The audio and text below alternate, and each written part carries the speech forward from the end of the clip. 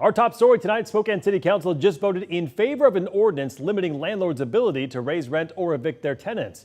This is for those who are not registered with the city and do not have a business license.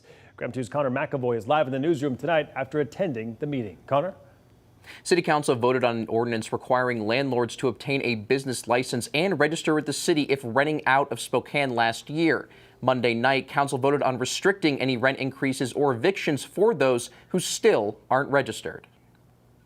John Flynn with the Rental Housing Association of Washington attended Monday night's meeting expressing opposition to the ordinance, which passed 5-2 with Councilman Bingle attending over Zoom. The city can expect a lawsuit from our organization. He says the organization sent a letter to the mayor, city attorney, and the council with no response, detailing why the ordinance should not be voted in favor. We have an RCW in the state that tells us how local municipalities should institute registration programs.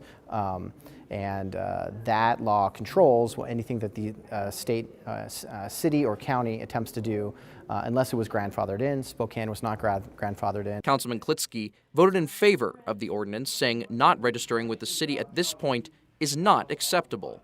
This isn't a huge barrier. It isn't an insurmountable barrier. And if you want to run a good business, you should participate in the rules. Flynn says the added ordinance voted on Monday says it will hurt small housing providers, such as those who rent out duplexes. As you make a regulatory environment more and more difficult, your average mom and pop housing provider can't withstand it. And so what they end up doing is they end up selling that unit.